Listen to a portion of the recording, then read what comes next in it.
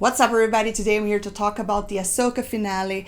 Let's just discuss a lot of spoilers, so if you haven't watched the episode yet, just be warned.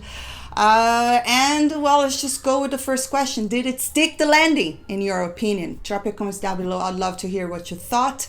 But in my opinion, I think it didn't quite get there yet. I thought that overall there were a lot of really nice things about the show, like some stunning visuals, some great choreography, lightsaber choreography, and some that weren't so great. I think my favorite of the whole show was the fight of Ahsoka and Balin. That was really awesome. The first one, actually. The second one, not so much. And the Ahsoka and Anakin Skywalker fight. I thought that was great. I mean, it hit the sweet spot for me because I loved seeing Hayden back.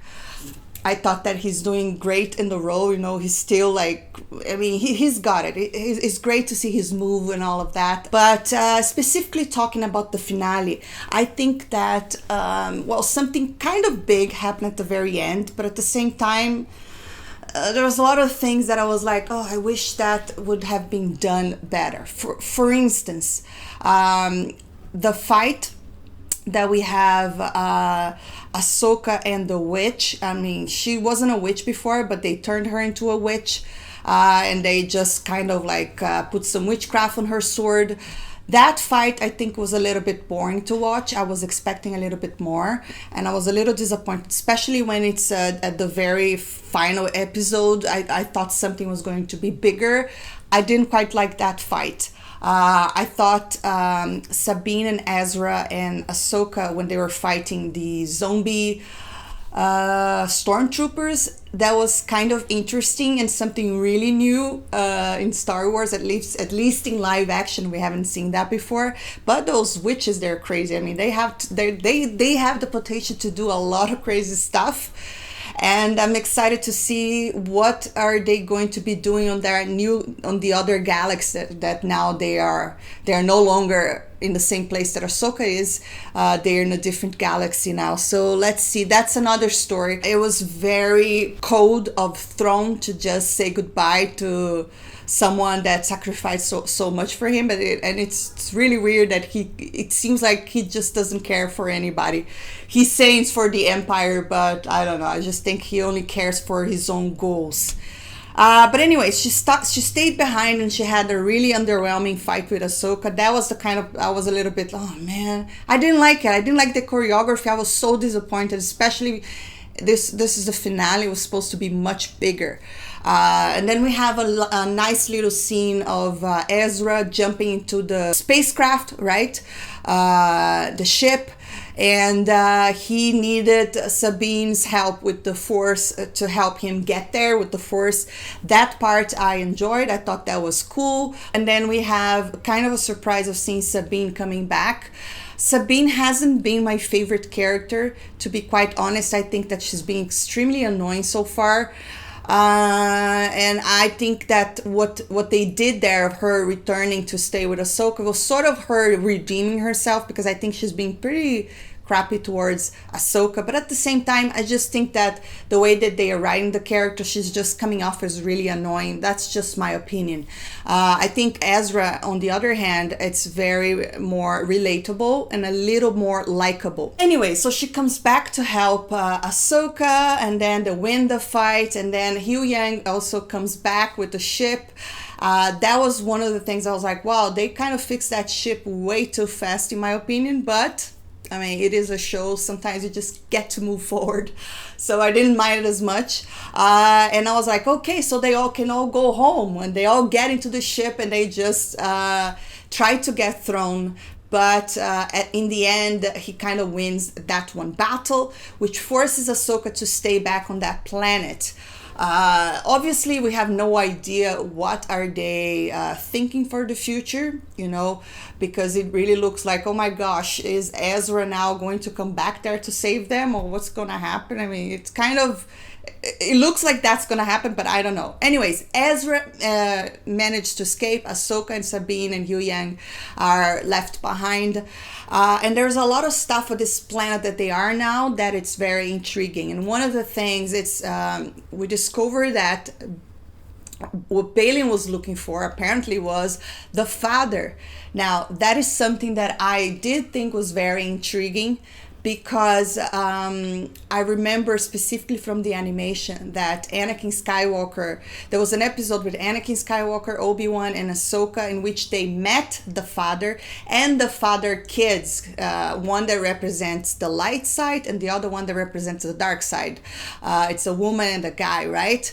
And well, the father puts Anakin to the test and have his kids kind of like hold Obi-Wan and Ahsoka hostage to force Anakin to show his real power. It's a really interesting episode, and we get to see Anakin actually being able to control both, which really proves that he is the chosen one, someone that in the future would bring balance to the Force. And here at the very end of this episode, we get to see a statue of the father. That I thought it was intriguing, but I think that at the same way that it was intriguing, there wasn't enough for me to be that interested, you know. Of course, they did drop Anakin back, Force Ghost Anakin there, and that's something that always softened my heart, because he's been watching over Ahsoka all this time, but at the same time it begs the question, how about the rest of the family? So at the same time that I do like that, I was like, oh my god, did he have interactions with Luke? What about Leia? I mean, he barely spoke to Leia. When he spoke to her, he was Vader, he was pretty evil. And then not even going to mention the newer films, because we know what happened to Ben Skywalker, right? But it was, I liked seeing Anakin Skywalker as the Force Ghost. I like the idea that he's been watching over Ahsoka, and what I thought it was intriguing is that they might really do a connection of Anakin Skywalker kind of becoming this father figure now, because he can control both the light and the dark side, as we saw him do that really well with Ahsoka in that episode 5, in which he's kind of giving her a final lesson. Now, I've also seen a lot of complaints on Ahsoka and her behavior, mostly because she's always like with her arms crossed and yada yada yada. And I didn't mind that as much, because I understand what they're trying to do here is that this is a different Ahsoka in her life. She's not that young and impulsive anymore. When she was Anakin's Padawan, she's supposed to be wiser, but I just don't think that she's been excited enough. You know, that's the one thing that I thought the show's been lacking. As much as I really like the character, and I think Rosario is doing a great job, I just don't think that something is missing. You know, I don't think she's exciting enough. Maybe I'm just waiting for something really wow to happen, and to me the only thing that made me wow was when Anakin showed up and was fighting Ahsoka death, or like the flashbacks to the Clone Wars. I was like, wow, this is really great. The rest, it's been great visuals, great fights, but I would have, I don't know, maybe I just didn't think it got quite there. Like the whole thing with the father, it's interesting, but for, let's say, what if someone have never seen the animation? They're probably a little bit lost on what that statue means. Maybe they'll go and look it up, but like for someone that hasn't seen the animation, I guess they'll be a little bit lost what that actually means. Now, I think that, like, again, there's not a lot left to see what's going to happen. We see that Ezra is now there in the main galaxy, right? But obviously they're going to come up with a plan to go rescue Ahsoka for sure. Or maybe not. Maybe Ahsoka will find a way to get out of there, which I don't think it would be the case, since Thrawn was stuck there and Ezra was stuck there for a long time. Now, I am interested in seeing what Balin wants to do with that mystical power that planet has. Like, does he think that he can be that father figure? I don't know. All I know is that there's a lot of mystery around that character that we haven't really figured out. He basically just abandoned his pupil, right? And not only that, I forgot that she was even there. Oh my God, she stayed there as well.